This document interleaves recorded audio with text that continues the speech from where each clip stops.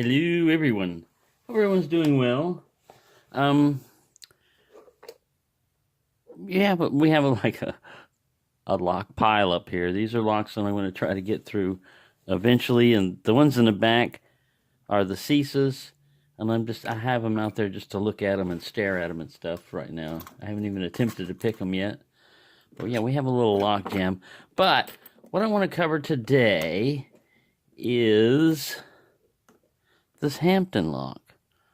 Now, when I saw this lock, I thought, it looks kind of familiar. I mean, it has a familiar shape and everything. It looks familiar, but I've never really heard of Hampton.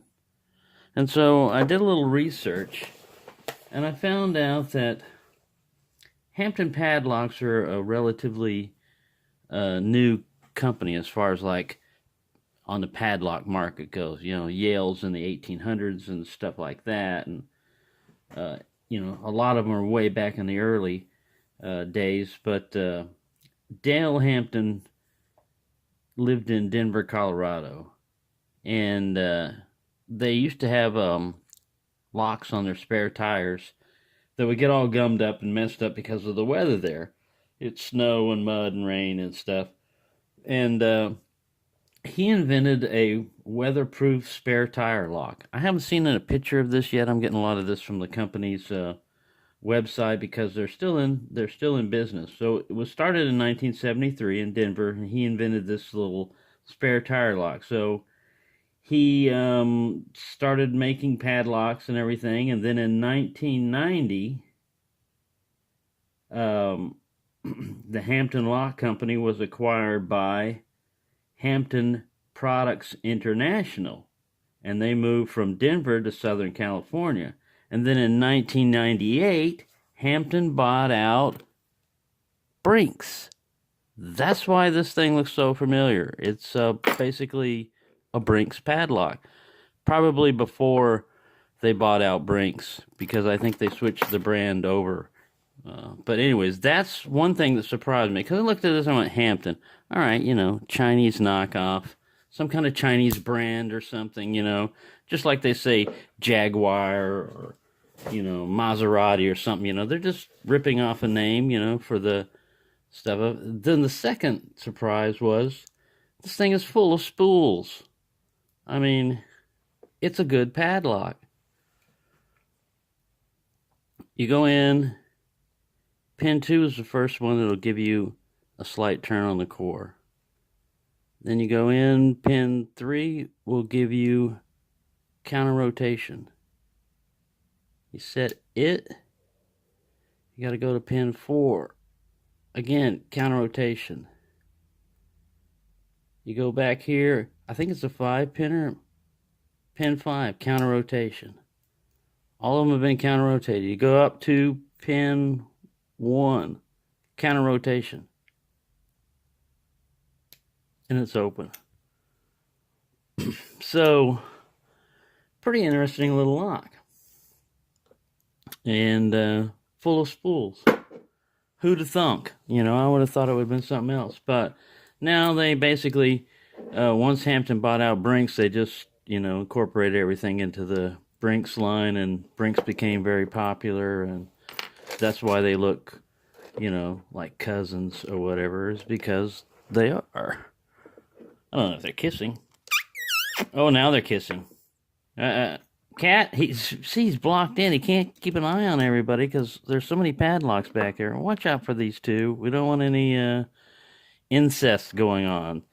See, you thought you were different, but you two are actually related, and you don't want any of that going on because what? We get Chinesium out of that. That's how Chinesium happens, when you two start messing around, and then weird stuff happens. But there you go. That's that on the Hampton. Let me try to, while we still got a little bit of time, I wanted to show you this. It's Corbin right here. It doesn't, not Corbin. It's a WB. This kind of design, I think, is for like on the on my Jeep, on the hitch back there, the hitch pin. I mean, you could have a big lock and everything on your hitch, but if you don't have anything covering your hitch pin, usually just a cotter key or whatever. Somebody can just pull that out, bink, and then they got your whole thing, you know. So that's what I think these are designed for. It's a WB. It opens up both ways, clockwise or counterclockwise. That tension wrench might work. That's how easy that thing opens up. So I think it's just a bitting on this one. If you push too far when you first do it, it can go past, but as you pull back out, it'll lock in the locking lug thing. So that's that little WB there. Here's a little Ilco genuine pin tumbler. This is the one that came in that box. Wicked cool. Nice looking little lock. See if we can't get this guy to join the list of picked locks that get to be put away or put on display or wherever they're going to go. Yeah, but this is a cool little padlock. I've got a bunch of them up there, but I don't have any of them that are in this good of a condition. There we go. Got him. There's a nice little Ilco. Close him back up. Put him out of the way. What we got here, we've got a frame safe padlock. I think it's a wafer lock.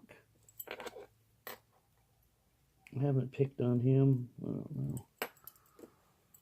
It's a wafer lock. It shouldn't be super difficult, but you never know. It could be the one that puts on the biggest show for everybody. You got all these name brands and high class. Frame is a name brand too, you know. It's just older. Oh, what the hell? Yes, those are wafers. I thought I had counter rotation. There we go. I got something. I got a slight turn on the core. Wow. It does feel kind of like, oh, I'm pushing up on the tension wrench down there. I said, it feels like I'm getting counter rotation. What the hell? I guess it's possible on wafer locks if you, I don't know how you would design a spool into there. Well, this guy is being a little pain in the butt. He ain't easy. It's funny. I don't want to stretch this out to 200 years. Well, we're about to leave you behind, Mr. Wafer Lock. You give me more of a hassle than these pin tumblers back here. It's not double-sided. We'll set you down. Little turkey. I don't know. Maybe he's got a little trick up his sleeve. We go to this big old Brinks, 60 millimeter. These are great, man. These are great for practicing on spools. Not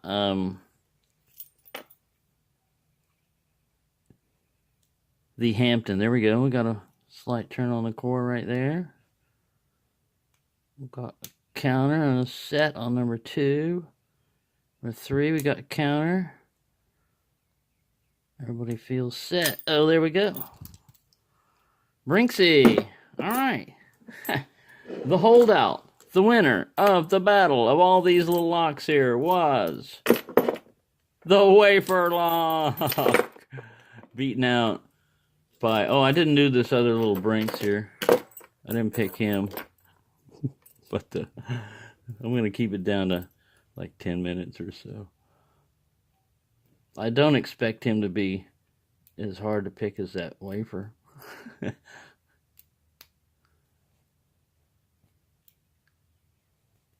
Oh, maybe this guy's going to put up a fight. You never know with Brinks. I have to reset him.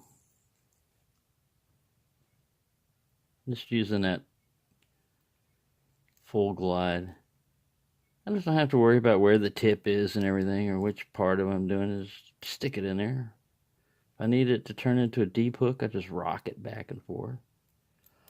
Well, this Brinks might have put up a good fight too, because I feel the pins, but I think I'm oversetting them. So far I haven't encountered any spools, but I know they got them in here. There we go, got him. Right. So, 10 minutes and 3 seconds. Well, let's see if I can just try and get this guy open. Crazy. That wafer's springy. That wafer's springy. This one's binding. Got a slight turn on the core. Springy. Springy. I can't get past him. Is that the end of the lock? Yeah, that's the end of the lock. What the hell? There we go. Phew. I got him. There we go. You know what? We'll give you honorary mention, all right, Frame? Frame gets honorary mention in this little lock battle there. So, there you go. I hope you enjoyed that. Yeah. If you were to look at all those different locks and say which one would put up the most battle, and know that this was awarded one, I mean, not awarded wafer, you would say, ah, man, that's going to be the easiest one to get. Well, it wasn't today. Today's picking was brought to you by Hampton. Trademark. See, even that's looked Chinesium to me, you know, because they can copy a copy. A copyright. Copy a copyright. Right, I better stop this before I get too silly.